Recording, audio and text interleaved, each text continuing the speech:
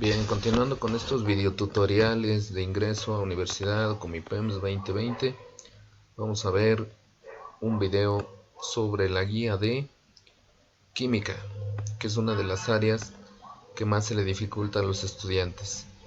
Primeramente vamos a ver sustancias químicas, diferencia entre fenómenos físicos y químicos. Un fenómeno físico es un cambio presente en sustancias, pero no modifican su estructura interna. Por ejemplo, el cambio del agua de líquido a vapor, estirar una liga o mezclar agua con sal. La diferencia entre un fenómeno físico y un fenómeno químico es que en química hay una modificación molecular estructural de la materia. Fenómenos químicos son los cambios que presentan las sustancias en las que se modifica la estructura interna, por ejemplo, combustión, fermentación, etc. Bien, aquí tenemos tres elementos principales, tres conceptos básicos que son sustancias puras, que se componen de elementos y compuestos, que es la base de la química. Entender que una sustancia siempre va a estar formada por un solo componente y que se puede descomponer, es posible su descomposición por métodos químicos. ¿Y cuál es la diferencia entre un elemento y un compuesto? Un elemento es una unión de átomos, más adelante vamos a ver qué son los átomos y cómo están estructurados, de un mismo tipo, y no es posible descomponerlos en otros más simples. Sí se pueden separar por medio de métodos nucleares, por ejemplo el sodio, el hidrógeno, el oxígeno y el cloro. A diferencia de un elemento, un compuesto es la unión de dos o más elementos en los que estos pierden sus características para obtener nuevas propiedades específicas, para generar una nueva sustancia. Son de composición fija y se separan por medio de métodos químicos. Por ejemplo, el cloruro de sodio o sal de mesa o el azúcar. Una molécula es la partícula más pequeña de un compuesto que conserva sus propiedades, por ejemplo el agua y el amoníaco. Después tenemos dos tipos de mezclas, homogéneas y heterogéneas. Prácticamente las mezclas homogéneas no se distinguen sus elementos, a diferencia de las heterogéneas, donde sí se distinguen sus elementos. Pueden llegarnos a preguntar ejemplos de mezclas homogéneas o heterogéneas, esto es muy común en este tipo de evaluaciones. Dice que una mezcla es la unión de dos o más elementos o compuestos, sustancias puras, en la que cada uno conserva sus propiedades, son de composición variable y se pueden separar por medio de métodos físicos o mecánicos. Las mezclas homogéneas no se observan sus componentes o fases, como ya lo había mencionado, también se conocen como soluciones y se forman por dos elementos, un soluto y un solvente. Siempre el solvente va a ser el de mayor cantidad en grados mol. Tipos de soluciones, de acuerdo con su fase, tenemos fase sólida, líquida, gaseosa, tenemos el soluto y tenemos el solvente. Ejemplo: sólido, soluto, sólido, solvente, sólido. Una aleación: líquido puede ser sólido, líquido, gas. Solvente puede ser líquido. Ejemplo: agua de mar, vino, refresco. Gaseosa: soluto, gas. Solvente, gas. Ejemplo: el aire. De acuerdo con el nivel de solubilidad o la cantidad de solución, las las mezclas se pueden dividir en saturadas, no saturadas y sobresaturadas. Las sustancias saturadas van a contener máxima cantidad de soluto que se puede disolver a una temperatura y presión estándar. Las no saturadas contienen menos soluto del que puede contener una solución saturada, y las sobresaturadas son las que contienen más soluto que las saturadas. Un ejemplo muy sencillo de una sobresaturada: si a un agua de limón le pongo demasiada azúcar, pues entonces es sobresaturada. Si a un café le pongo demasiado café, pues es sobresaturada. Mezclas heterogéneas son mezclas en las que se observan sus componentes o fases a simple vista, de manera clara, formadas por varias sustancias, como por ejemplo la sal y la arena, la grava y el cemento. Se observan, ¿no? Un ejemplo muy común es un cóctel de frutas. Ahora vamos a ver qué es un átomo y cómo se da la estructura atómica, que esto es vital también para este tipo de evaluaciones. Dice que un átomo es la partícula fundamental de la materia que interviene en una reacción química. Átomo viene de indivisible. La primera teoría atómica fue de Demócrito, y él decía que los átomos eran elementos o partículas o moléculas indivisibles. Pero después vinieron otras teorías atómicas más modernas, como la de Brom, como la de Bohr, etc. Y llegaron a la conclusión que por métodos nucleares efectivamente los átomos son divisibles. Como ustedes saben, la ciencia tiene que avanzar. Entonces dice que se le da la palabra de átomo en un inicio porque no puede dividirse en porciones más pequeñas, aunque comento que por métodos nucleares sí se pueden dividir en subpartículas. Esto ya se descubrió con las teorías más modernas del enfoque atómico, ¿no?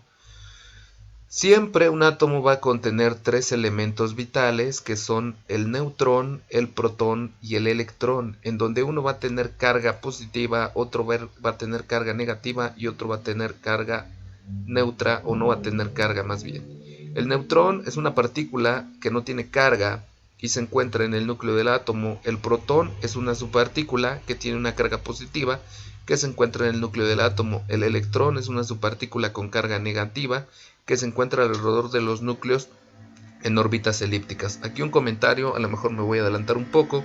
Siempre que vaya a haber una reacción química o un enlace, los electrones van a ser los principales causantes de esta situación debido a la regla del octeto. ¿Qué quiere decir esto? Que en su último nivel de energía todo elemento, todo átomo debe de tener al menos 8 electrones de valencia, ¿no? Bien, luego nos hablan de un número atómico que se representa con la letra Z, de un número de masa atómica y de un número de neutrones. Bueno, el número atómico es el número de protones que puede tener un átomo, que va a ser igual siempre al número de electrones, siempre y cuando este no sea un ion. El número o masa atómica se representa con la letra A mayúscula y es el número de protones más el número de neutrones. El número de neutrones se va a obtener para obtener el número de neutrones vamos a hacer lo siguiente.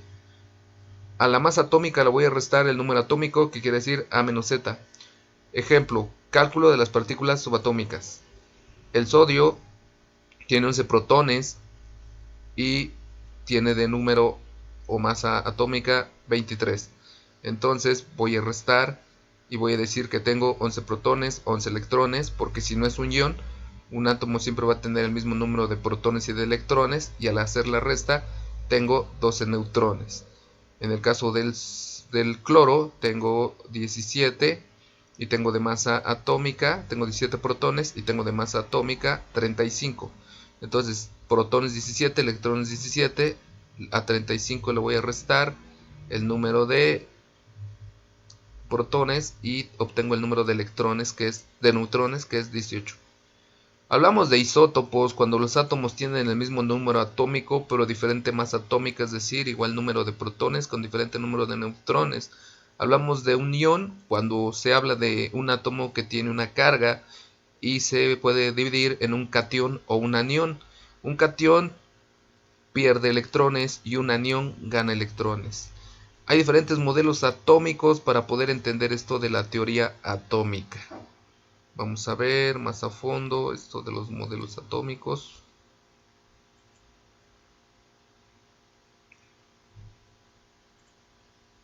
Muy bien, tenemos dos modelos atómicos básicos, que es el de Thomson, el de Rutherford y el descubrimiento del protón y del neutrón.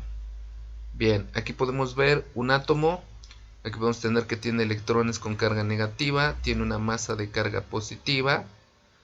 Dice que en 1909 Heiger y Marsen trabajaron bajo la guía del físico neozelandés Ernest Rutherford, que realizaron experimentos para estudiar el efecto del bombardeo de una lámina delgada de oro con un haz de partículas alfa, con el fin de comprobar la validez del modelo atómico de Thomson. Rutherford supuso que si el modelo atómico era correcto, un haz de las partículas alfa se desviarían muy poco al atravesar los átomos de una lámina muy delgada de oro. Aquí tenemos un ejemplo visual del modelo atómico con la carga eléctrica difusa. La mayor parte de las partículas alfa pasan a través de los átomos de oro, supuestamente de empaque compacto. Unas cuantas de las partículas alfa eran desviadas por algo. Algunas de las partículas alfa, aunque muy pocas, rebotaban en el oro. Aquí tenemos el experimento.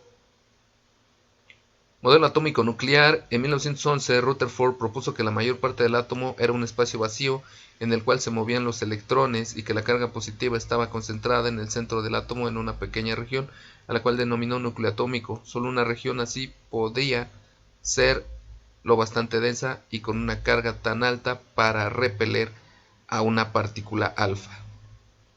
Haciendo una analogía para poder entender de una manera más sencilla esto de la teoría atómica, yo lo vería como un juego de básquetbol, en donde los jugadores principales son el electrón y el protón, y el espectador vendría siendo el neutrón, ya que este no participa en la interacción, solamente observa.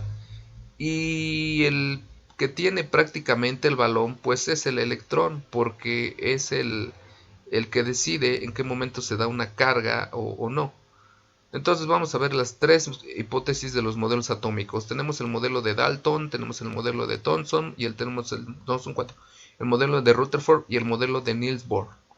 Primeramente, el modelo de Dalton nos dice que los elementos se componen de partículas diminutas e indivisibles llamadas átomos, o sea, prácticamente este amigo descubrió el átomo. Los átomos del mismo elemento son iguales en tamaño y masa. Los átomos de elementos diferentes tienen masa y tamaño distintos.